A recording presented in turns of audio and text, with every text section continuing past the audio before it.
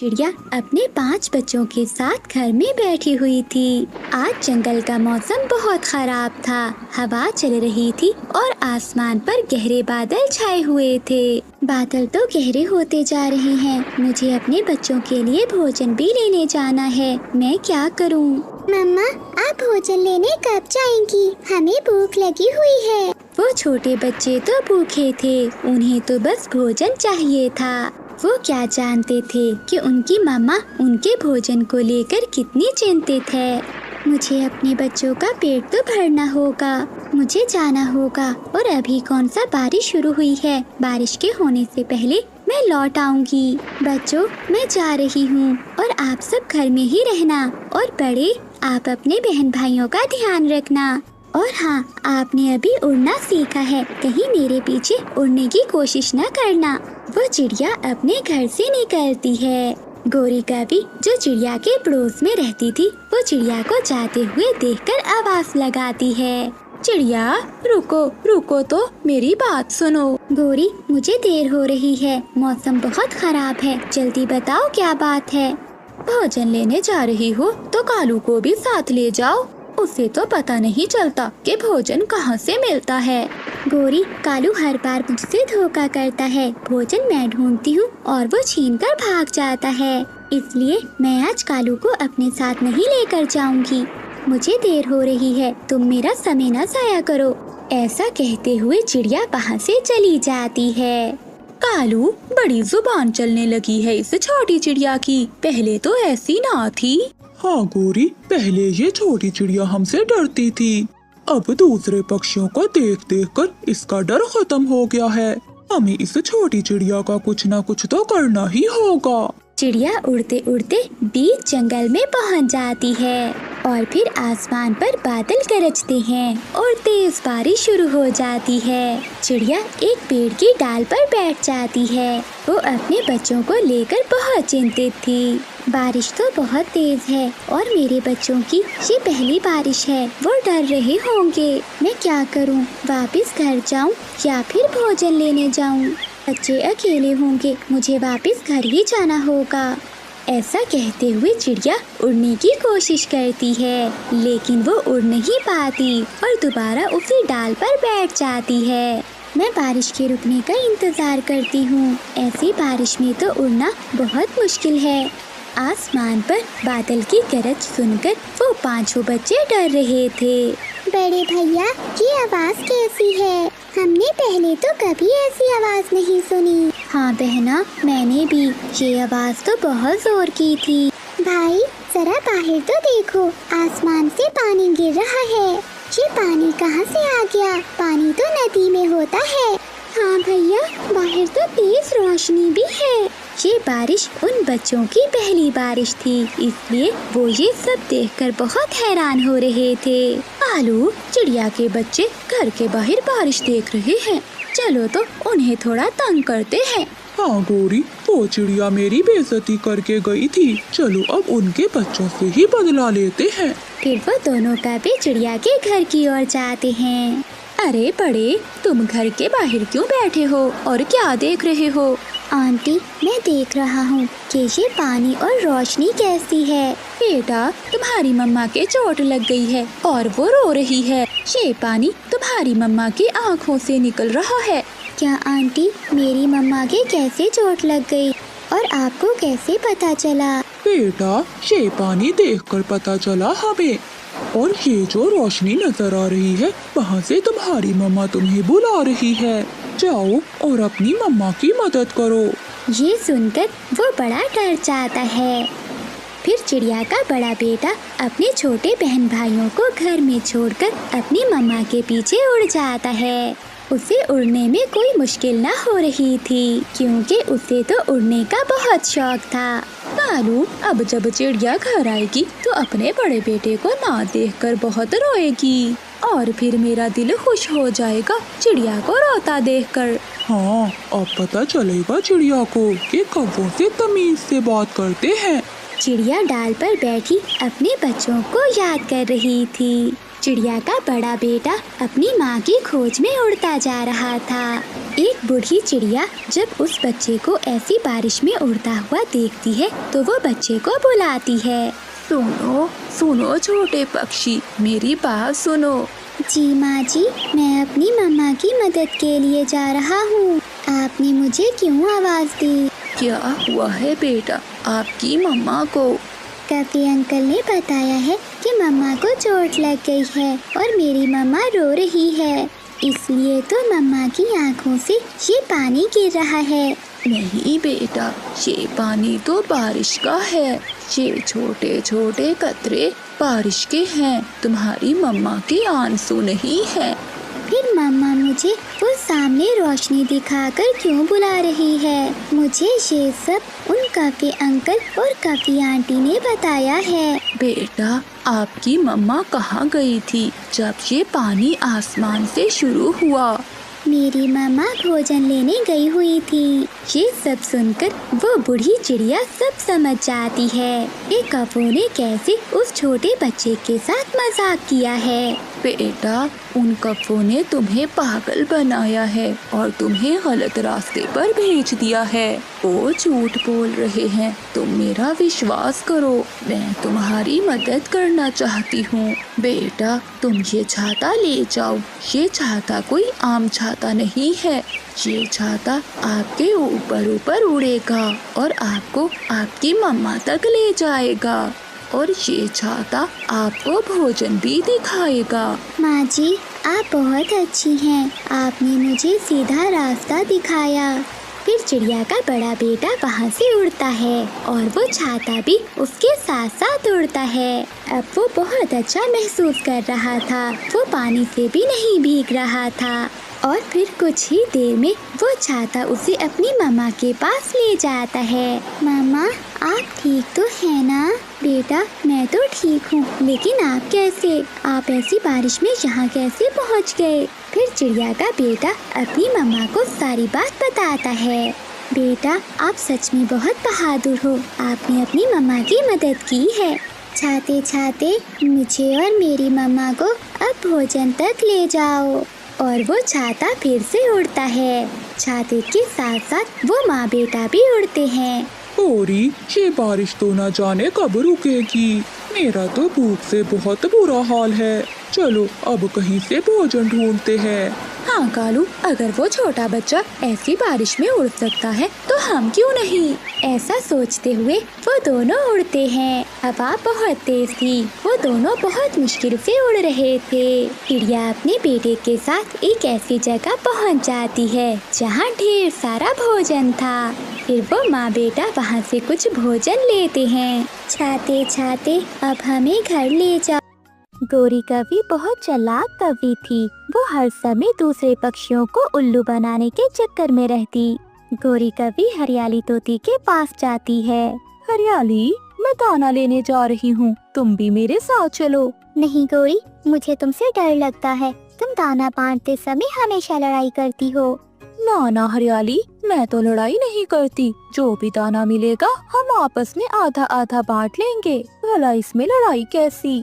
फिर हरियाली तोती मान जाती है और गौरी कवि के साथ दाना लेने चली जाती है। घने जंगल में जाकर हरियाली तोती को एक पेड़ के पास चने का एक पौधा नजर आता है। वो देखो, वो है चने का दाना। फिर वो दोनों वहाँ चली जाती हैं। हरियाली, मैं तो थक गई हूँ, ये चने का दाना मैं ले जाती हूँ और आगे से जो भोजन मिलेगा वो तुम ले जाना। नाना गौरी, ऐसा मत कहो। तुमने कहा था कि जो भी भोजन मिलेगा हम आधा आधा बांटेंगे। हम दोनों ये दाना आधा आधा कर लेती हैं। हरियाली, हो सकता है तुम्हें आगे कोई मीठा फल मिल जाए। मैं तो ये दाना लेकर जा रही हूँ। फिर गौरी कवि चने का दाना उठाकर वहाँ से चली जाती है। ये काली कवि बहुत बुरी है, हमेशा दूसरों को उल्लू बनाती है। फिर हरियाली तोती आगे बढ़ती है। वो सारा दिन फिरती है मगर उसे खाने की कोई चीज नहीं मिलती। वो भूखी ही वापस चली जाती है। दूसरे दिन सुबह सवेरे ही गौरी कवि रानू चिड़िया के पास जाती है। चिड़िया चिड़िया, चलो हम दाना लेने चलें। नहीं गौरी, तुम दाना बांटते समय लड़ाई करती हो। मैं तुम्हारे साथ दाना लेने नहीं जाऊंगी। ना चिड़िया, मैंने खुद को बदल लिया है। अब मैं किसी से लड़ाई नहीं करती। जो भी दाना मिलेगा हम मिल बांट कर खा लेंगी। फिर रानू चिड़िया मान जाती है और गोरी कवि के साथ दाना लेने चली जाती है। गोरी कवि और रानू चिड़िया उड़ते उड़ते दूर निकल जाती हैं। एक मकई का पौधा जिसके ऊपर 2 मकई के भुट्टे लगे हुए थे, रानू चिड़िया वो देख लेती है। गोरी गोरी, वो मकई का पौधा है, हम वहाँ जाते हैं। फिर रानू चिड़िया और गोरी कवि मकई के पौधे के पास जाती हैं। मकई का भुट्टा तो मुझे बहुत पसंद है। अब मैं क्या करूं? चिड़िया को कैसे बांट कर दूं? गोरी, क्या सोच रही हो? 2 मकई के भुट्टे हैं, एक तुम ले लो और एक मैं ले लेती हूँ। चिड़िया, मैंने ऐसी बात नहीं की थी। ये दोनों मकई के भुट्टे तो मैं ही लूंगी और इसके बाद जो मकई के भुट्टे लगेंगे वो तुम ले लेना। ये सुनकर रानू चिड़िया हैरान हो जाती है। गोरी, ये तुम क्या कह रही हो? इस पौधे पर तो दोबारा भुट्टे 3 महीने बाद लगेंगे। तुम मुझे इसी में से एक दे दो। माफ करना चिड़िया, ये तो नहीं हो सकता। गोरी कवि दोनों मकई के भुट्टे तोड़कर वहाँ से चली जाती है। इस गंदी कवि का मैं दोबारा कभी भी विश्वास नहीं करूँगी। चिड़िया बेचारी फिर से अपना दाना लेने आगे चली जाती है। जग्गू, जग्गू बेटा, ये मकई का भुट्टा खाओ। मम्मा, आप कैसे हर दिन नई नई चीज ले आती हैं? बेटा, तेरी माँ बहुत चालाक है। जब तक ये पागल पक्षी जिंदा है, तेरी माँ कभी भी भूखा नहीं मरेगी। एक दिन गोरी कवि बैठी हुई थी कि कबूतर मीठा फल लेकर घर जा रहा था। गोरी कवि कबूतर को आवाज देती है। कबूतर कबूतर, नदी के पास पके हुए केले हैं, चलो हम वो केले लेने चलते हैं। केलों का सुनकर कबूतर के मुंह में पानी आ जाता है। मैं ये मीठा फल घर रखकर वापिस आता हूँ। छोटा सा तो फल है, लाओ ये फल मैं खा लेती हूँ। फिर हम केले लेने इकट्ठे जाते हैं। फिर कबूतर खुशी खुशी वो फल कवि को दे देता है। गोरी कवि वो फल खाती है और कबूतर से कहती है, गंदी आँखों वाले, अगर वहाँ केले होते तो मैं न खा लेती। मैं क्यों तुमसे ये फल लेकर खाती। फिर गोरी वहाँ से उड़ जाती है और कबूतर गोरी को जाता हुआ देखता रह जाता है। मगर अब सारे पक्षी गोरी से बहुत तंग आ चुके थे। एक दिन जंगल के सारे पक्षी बड़े पेड़ के नीचे इकट्ठे होते हैं। कोई भी पक्षी अब गोरी के साथ भोजन लेने नहीं जाएगा। वो हम सबको पागल समझती है। सुन लो, सब सुन लो। उस दिन के बाद कोई भी पक्षी गोरी कवि के साथ नहीं जाता। गोरी को तो भोजन ढूंढना आता ही नहीं था, इसलिए उसे भोजन ना मिलता। कबूतर कबूतर मेरे भाई, मेरे साथ आ जाओ, दाना लेने चलते हैं। ना ना, मैं नहीं जा सकता, तुम धोखेबाज हो। तोते तोते मेरे भाई, आ जाओ, दाना लेने चले। मगर तोता वहाँ से उड़ जाता है। ऐसे कोई भी पक्षी गोरी कवि को मुंह नहीं लगाता और गोरी कवि को अपनी गलती का एहसास होता है। प्यारे दोस्तों, इस कहानी को लाइक, चैनल को सब्सक्राइब और अपने दोस्तों के साथ शेयर करना मत भूलिएगा। आपका। चिड़िया का बेटा गुड्डू अभी घर से निकला ही था कि गोरी कवि उसे रोक लेती है। गुड्डू, तुम कहाँ जा रहे हो? चलो मेरे साथ चलो, मैं तुम्हें मीठे चावल दूंगी खाने को। गुड्डू को मीठे चावल बहुत पसंद थे, इसलिए गुड्डू गोरी से कहता है, आंटी आंटी, कहाँ है मीठे चावल? मेरी सहेली ने बनाए हैं। दूर दूर रहती है मेरी सहेली, पहाड़ों पर। आंटी, हम शाम से पहले घर वापस आ जाएंगे, क्योंकि मम्मा ने कहा था शाम से पहले पहले घर आ जाना। गुड्डू बेटे, हम यूं गए और यूं आए। फिर गोरी कवि गुड्डू को साथ लेकर पहाड़ों की तरफ उड़ती है। वो काली कवि अभी तक आई नहीं। अगर इस बार भी उस कवि ने मुझसे झूठ बोला तो जान से मार दूंगी मैं उसे। गुड्डू गोरी कवि के साथ चला गया था और पीछे से रानू चिड़िया बहुत परेशान हो रही थी। मेरा बेटा अभी तक नदी से पानी पीकर क्यों नहीं आया? गुड़िया, गुड़िया बेटी कहाँ हो? मम्मा, मैं यहाँ हूँ, रसोई में। यहाँ आओ बेटी। गुड़िया अपनी मम्मा के पास आती है। जाओ गुड़िया बेटी, नदी पर अपने भाई को देख कर आओ। मैं अभी जाती हूँ मम्मा। गुड़िया अपने भाई को देखने नदी पर जाती है। आंटी, और कितना आगे जाना होगा? मैं तो थक गया हूँ। बस थोड़ा सा और आगे जाना है। ऐसे गोरी कवि गुड्डू को पहाड़ों पर झील के पास ले जाती है। आंटी, यहाँ तो कोई नहीं है। बेटा, मैं अभी आवाज लगाती हूँ, मेरी सहेली अभी आ जाएगी मीठे चावल लेकर। सहेली, सहेली कहाँ हो? जल्दी बाहर आओ। चील गुफा से निकलकर बाहर आ जाती है, जिसे देखकर गुड्डू गोरी के पीछे छुप जाता है। ये तो चील आंटी है, ये तो छोटे बच्चों को खा जाती है, मुझे मम्मा ने बताया था। गुड्डू, किसने कहा था कि तुम मीठे चावल खाने का लालच करो और मेरे साथ यहाँ आओ? अब तो मेरी सहेली तुम्हें खाएगी, वो भी मजे मजे से। यहाँ आओ छोटे चिड़िया के बच्चे, अब मुझसे भूख बर्दाश्त नहीं हो रही। गुड़िया अपने भाई को नदी पर देखती है और घने जंगल में। तोते अंकल, मेरा भाई गुड्डू नहीं मिल रहा, क्या आपने उसे देखा है? हाँ, तुम्हारा भाई अभी अभी गोरी कवि के साथ पहाड़ों की ओर जा रहा था। ये सुनकर गुड़िया डर जाती है, वो बहुत तेजी से पहाड़ों की तरफ जाती है। चील दी, अब मैं जाती हूँ, मैंने अपना काम कर दिया, अब आपकी बारी है। फिर गोरी कवि वहाँ से चली जाती है और चील गुड्डू को अपने पंजों में दबोच लेती है। गुड्डू रोने लग जाता है। मुझे छोड़ दे, मुझे अपनी मम्मा के पास जाना है। अगर तुमने अपनी मम्मा का कहना माना होता तो आज तुम मेरे भोजन न बनते, छोटी चिड़िया के बच्चे। पीछे से गुड़िया भी आ जाती है। रुको रुको चील आंटी, मेरे भैया को मत खाना, अगर आप इसे खाएंगी तो आप भी मर जाएंगी। ये सुनकर चील हैरान हो जाती है। मैं कैसे मर जाऊंगी? चील आंटी, मेरे भाई को बहुत खतरनाक बीमारी है, इसका मांस बहुत जहरीला है, इसलिए तो मैं आपको बताने आई हूँ। भला मेरा भाई ठीक होता तो मैं अपनी जान क्यों खतरे में डालती? मैं तो आपको बचाने आई हूँ यहाँ। ये सुनकर गुड्डू भी सब समझ जाता है। गुड़िया बहन, तुम जाओ यहाँ से, मैं अपनी बीमारी से मुक्ति पाना चाहता हूँ, मुझे मर जाने दो, मैं जीना नहीं चाहता। चील आंटी, गोरी आंटी आपको मारना चाहती हैं। वो चाहती थी कि आप मेरे भाई को खाकर मर जाओ। उसे सब मालूम है कि मेरा भाई बहुत बीमार है। उस काली कवि की इतनी हिम्मत, मैं उसे छोड़ूंगी नहीं। गोरी कवि एक पेड़ की डाल पर बैठी कालू कव्वे को सब बता रही थी। कालू, मेरी सहेली बहुत खुश हुई है चिड़िया के बच्चे को देखकर। अब देखना, मेरी सहेली मुझे बड़ा इनाम देगी। पीछे से चील आकर गोरी कवि को पकड़ लेती है। कालू कौवा तो डर का मारा वहाँ से भाग जाता है। मैं तुझे देती हूँ बड़ा इनाम, तू मुझे मारना चाहती थी। फिर चील गोरी कवि की पिटाई शुरू कर देती है। गोरी कवि खूब पिटती है। चील दी, मुझे इतना मार तो लिया, मगर बताएं तो सही कि हुआ क्या है? चुप कर जा, बड़ी चालाक बनती है, तुझे सब पता है। फिर गोरी कवि भी वहाँ से भाग जाती है। गुड़िया अपने भाई गुड्डू को लेकर सुरक्षित अपने घर पहुँच जाती है। ऐसे गुड़िया अपनी बुद्धि से अपने भाई को बचा लेती है। प्यारे दोस्तों, इस कहानी को लाइक, चैनल को सब्सक्राइब और अपने दोस्तों के साथ शेयर करना मत भूलिएगा। आपका धन्यवाद।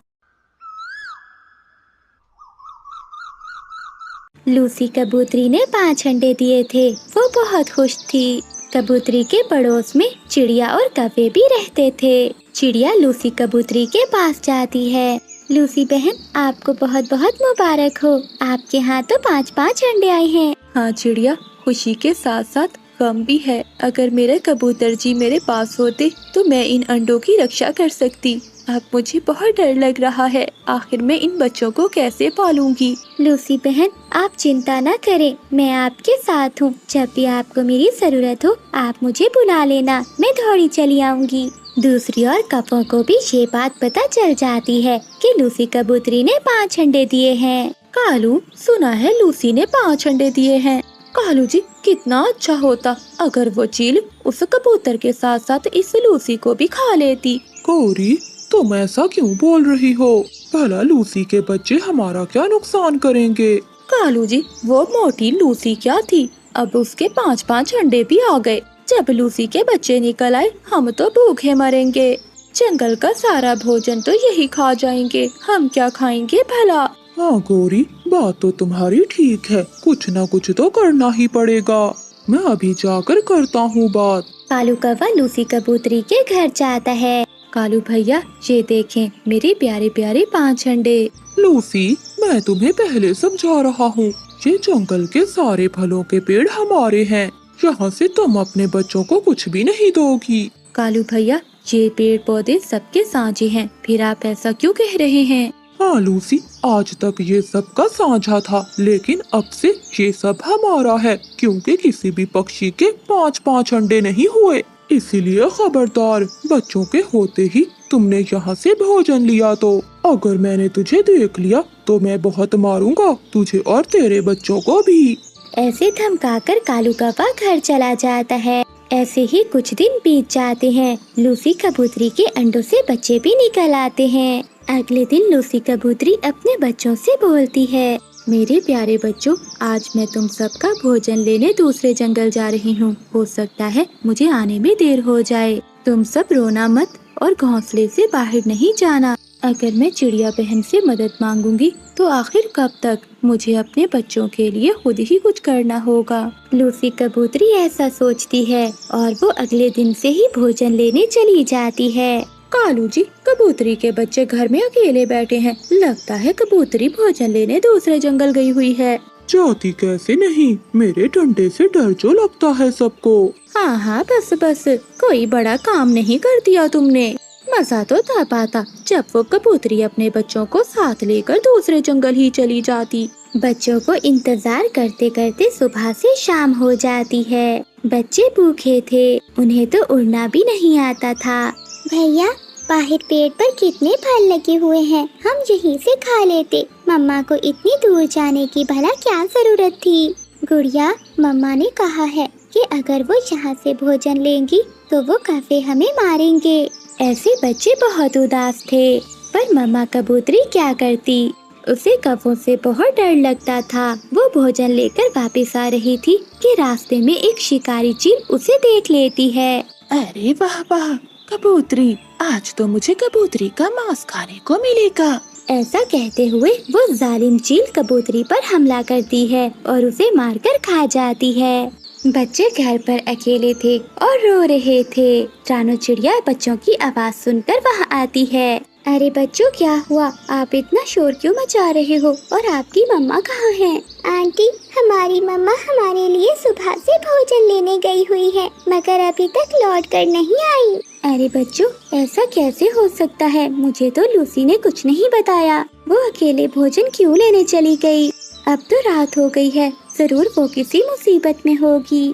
थोड़ी देर बाद मिठू तोता भी वहाँ आ जाता है। चिड़िया बहन, मैं दूसरे जंगल से लौट रहा था, तभी मैंने देखा कि सालिम चील ने लूसी कबूतरी को मारकर खा लिया है। मिठू भैया, ये आप क्या कह रहे हो? इन छोटे छोटे बच्चों का क्या होगा? ये कैसे अपनी माँ के बिना रहेंगे? फिर रानू चिड़िया कबूतरी के बच्चों को लेकर अपने घर में चली जाती है। कालू जी, जरा उठो और जाकर देखो, चिड़िया के घर से बच्चों की आवाजें आ रही हैं। कहीं चिड़िया ने भी तो बच्चे नहीं दे दिए?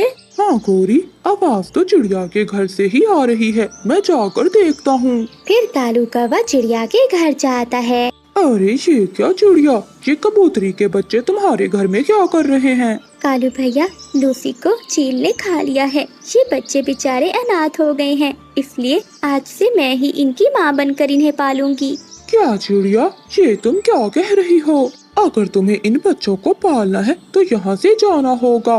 क्यों कालू? ये पेड़ मेरा है और ये घर भी मेरा है, मैं नहीं जाऊंगी कहीं। चिड़िया, तुमने एक बार सुना नहीं, मेरे मामा जी आ रहे हैं और वो इसी पेड़ पर अपना घर बनाना चाहते हैं। वो सुबह ही आने वाले हैं, तुम जल्दी से इन बच्चों को लेकर यहाँ से चली जाओ, वरना मुझे निकालना अच्छी तरह से आता है। कभी मैं तुमसे नहीं डरती, मैं नहीं जाऊंगी। मैं भला इतनी जल्दी इन छोटे बच्चों के लिए घर नहीं बना सकती। क्या कहा? मेरी बात नहीं मानेगी? लगता है तू जानती नहीं मुझे। ये कहते हुए कालू कौवा डंडा उठाता है और कबूतरी के बच्चों को मारने लगता है। कालू, बस करो, मेरे बच्चों को और न मारो। मैं चली जाऊंगी यहाँ से। हो, अब आई अकल ठिकाने, या और लगाऊं डंडे की मार। चल भाग यहाँ से। फिर रानू चिड़िया कबूतरी के बच्चों को साथ लेकर दुखी मन से वहाँ से चली जाती है। कालू कौवा हंसता हुआ अपनी पत्नी से बोलता है, गोरी भगा दिया, मैंने चिड़िया और कबूतरी के बच्चों को भगा दिया और लूसी को भी एक चील ने खा लिया। अब कोई भी नहीं रहेगा हमारे पड़ोस में।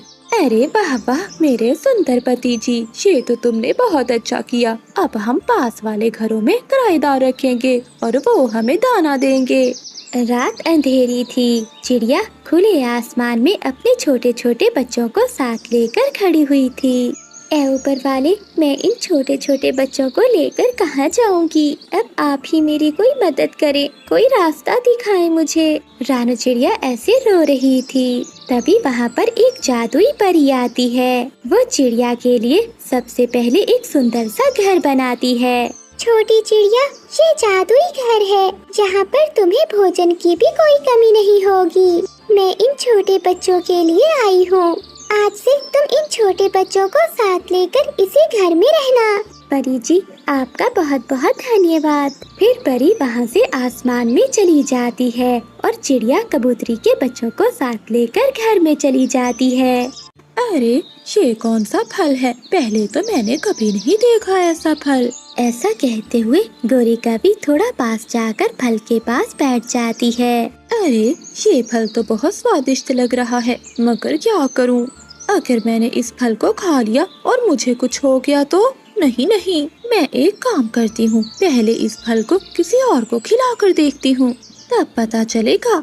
ये सोचते हुए गोरी का भी एक फल तोड़ती है और वहाँ से उड़ जाती है। थोड़ी दूर गोरी का भी को रानू चिड़िया मिलती है। चिड़िया देखो, मेरे पास कितना स्वादिष्ट फल है। अरे गोरी बहन, ये फल तो बहुत स्वादिष्ट लग रहा है। आपको कहाँ से मिला ये फल? चिड़िया, ये फल मुझे घनी झाड़ियों में से मिला है। ये फल बहुत स्वादिष्ट है। मैंने अभी अभी बहुत सारे फल खाए हैं। ये एक फल बचा हुआ था, सोचा तुम्हें ही दे दूं। अब तुम जल्दी से खाकर देखो ये कैसा है। तभी मिठू तोता और कबूतर भी वहाँ से उड़ते हुए जा रहे थे। वो उन दोनों को देखकर वहाँ आ जाते हैं। गौरी, ये फल कैसा है? क्या हमें भी थोड़ा सा दोगी? हाँ हाँ मिठू, क्यों नहीं। पहले ये फल चिड़िया को तो खाने दो, तुम्हें मैं और तोड़ कर देती हूँ। चिड़िया बहुत भोली थी, वो फल को खाने लगती है।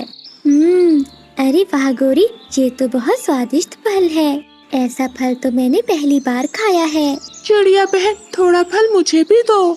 जैसे ही रानू चिड़िया वो फल मिठू को देने लगती है तो रानू चिड़िया भी होश हो जाती है और वहीं पर गिर पड़ती है। अरे ये क्या हो गया चिड़िया को? चिड़िया तो बेहोश हो गई है। अरे गौरी, तुमने क्या खिलाया है चिड़िया को? कौन सा फल था ये? कबूतर, मुझे क्या पता, जिद कर रही थी कि उसे ये मीठा फल खाना है तो मैंने दे दिया। फिर अचानक चिड़िया को कुछ होने लगता है और वो एकदम से बहुत बड़ी हो जाती है और उड़ जाती है। चिड़िया, ये तुम्हें क्या हो गया? तुम अचानक से इतनी बड़ी कैसे हो गई?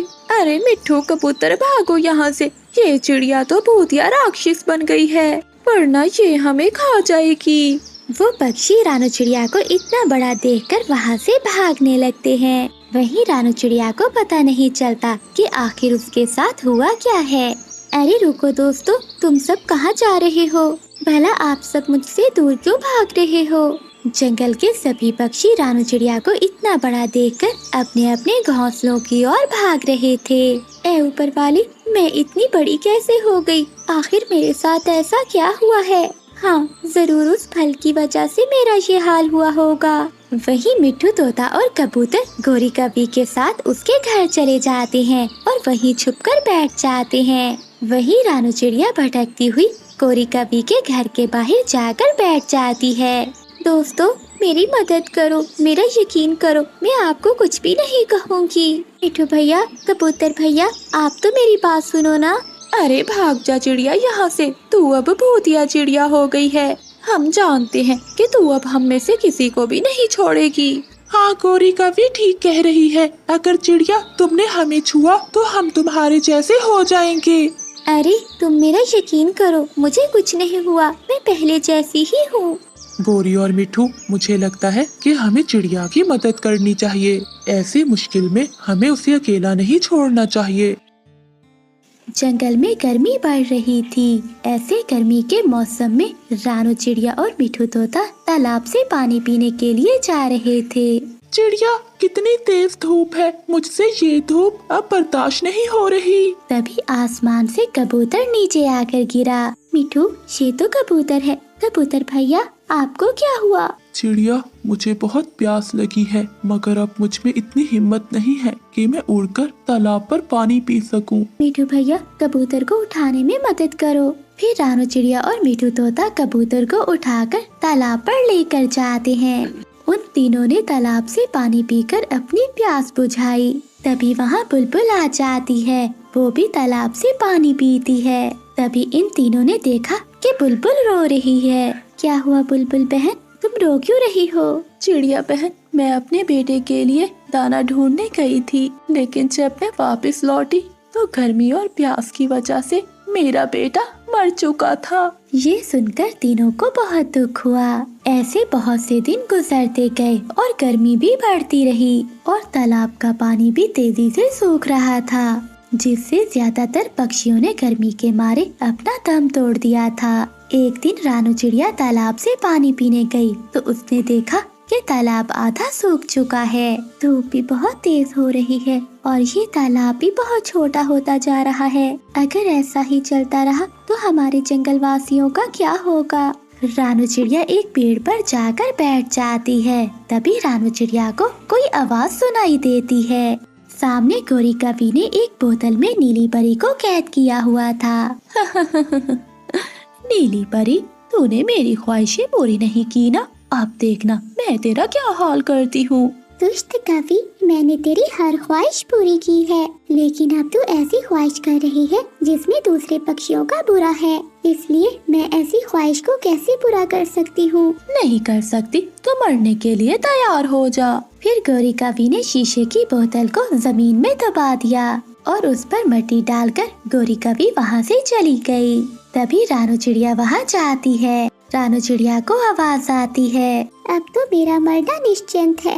इस जगह मुझे कौन बचाने आ सकता है? यहाँ तो मुझे कोई भी सुनने वाला नहीं है। नीली परी, आप चिंता नहीं करें, मैं आपको बाहर निकालती हूँ। ऐसा कहते हुए रानू चिड़िया मिट्टी को हटाती है और नीली परी को आजाद कर देती है। नीली परी बोतल से बाहर आते ही उड़ नहीं पा रही थी। नीली परी जी, आप उड़ क्यों नहीं पा रही? चिड़िया, हर परी को जिंदा रहने के लिए हर 7 दिन में 3 चंबेली के फूल खाने पड़ते हैं और इस दुष्ट कवि ने मुझे पिछले 6 दिनों से इस बोतल में कैद कर रखा है, इसलिए मैं कमजोर हो चुकी हूँ। ना ही मैं उड़ सकती हूँ और ना ही मेरा जादू काम कर रहा है। चिड़िया, अब तो मैं मरने वाली हूँ। नीली परी जी, तो आपको कैसे बचाया जा सकता है? क्या मैं आपको वो फूल ला कर दूँ? हाँ चिड़िया, अगर शाम होने से पहले तुम वो फूल ले आओगी तो मैं बच जाऊंगी। मुझे पता है कि चंबेली के फूल कहाँ उगते हैं, मैं उन्हें लेकर आती हूँ। मुझे तो बहुत प्यास लग रही है, मैं आगे बढ़ने से पहले पानी पी लेती हूँ, फिर ही मुझ में थोड़ी हिम्मत आ जाएगी। रानू चिड़िया तालाब पर पहुँची, मगर वहाँ पानी और भी ज्यादा सूख गया था। जंगल के कई पक्षी तालाब के पास बैठे हुए थे, उन सब की हालत भी बहुत खराब थी। अरे कबूतर भैया, ये आप सबको क्या हो गया? चिड़िया, हम सबको बहुत प्यास लग रही है, मगर जितनी तेजी से ये तालाब का पानी सूख रहा है, हमने सोचा कि हम अपनी आखिरी सांस पर ही पानी पिएंगे, क्योंकि अगर हम पानी पी गए तो सभी जंगल के पक्षी प्यास से मर जाएंगे। मुझे भी यही लगता है कि हम सब मरने वाले हैं, लेकिन मैं मरते मरते किसी की जान जरूर बचाऊंगी। ये कहते हुए रानू चिड़िया बिना पानी पिए ही वहाँ से चली जाती है, क्योंकि वो चाहती थी कि उसकी वजह से तालाब का पानी खत्म न हो। धूप बहुत तेज थी, रानू चिड़िया बहुत प्यासी थी, उसे उड़ने में भी बहुत मुश्किल हो रही थी। इस तरफ नीली परी भी मरने को तैयार थी, दूसरी ओर जंगल के सभी पक्षी। रानू चिड़िया 1 घंटे के बाद फूलों के बाग में पहुंची। उसे वहां चंबेली का पौधा मिल गया। शुक्र है ऊपर वाले का कि चंबेली का पौधा मिल गया। उसने कुछ चंबेली के फूल तोड़े और वहां से भागी। रानू चिड़िया बहुत थक चुकी थी, मगर परी की जान बचाने के लिए उसने हिम्मत नहीं हारी। ये लो नीली परी, मैं चंबेली के फूल ले आई हूँ। फिर परी वो फूल खा लेती है। फूल खाते ही परी फिर से उड़ने लगी और उसकी जान में जान आई। मैं ठीक हो गई, मैं ठीक हो गई। चिड़िया, ये सब तुम्हारी वजह से ही हुआ है। मुझे खुशी हुई परी जी कि मैं आपको बचा पाई। ये कहते हुए रानू चिड़िया भी अब जमीन पर गिर जाती है। चिड़िया, ये तुम्हें क्या हुआ? नीली परी जी, मैं सुबह से प्यासी हूँ और तालाब सूख रहा है और सभी पक्षी तालाब के पास जमा है। वो सब जिंदा रह सके इसलिए मैंने पानी नहीं पिया। चिड़िया, तुम बहुत अच्छी हो, मगर अब मैं सब कुछ ठीक कर दूंगी। ऐसा कहते हुए परी ने अपनी छड़ी घुमाई और वो दोनों तालाब पर पहुंच गए, जहां सभी पक्षी बहुत बुरी हालत में पड़े थे। तालाब का पानी भी सूख चुका था। चिड़िया, तुम भी आ गई। लगता है हम सब एक साथ इस दुनिया से जाएंगे। ऐसा कुछ नहीं होगा प्यारे दोस्तों। ऐसा कहते हुए नीली परी ने अपनी छड़ी घुमाई और तालाब पूरा पानी से भर गया, जिसे देखकर सभी पक्षियों ने उठकर पानी पिया।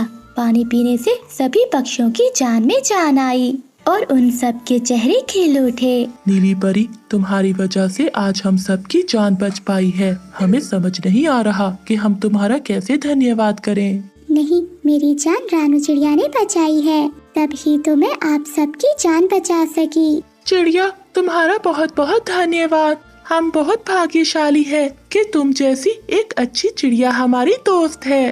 सही कहा। और मैं आप सबको ये बताना चाहती हूँ कि ये तालाब अब कभी भी नहीं सूखेगा। तुम सब पक्षी जितना भी पानी पियोगे, सुबह होते ही ये तालाब फिर से भरा होगा। अरे वाह, अब तो मजा आ जाएगा। रानू चिड़िया बहुत करीब थी। उसके छोटे छोटे 2 बच्चे थे।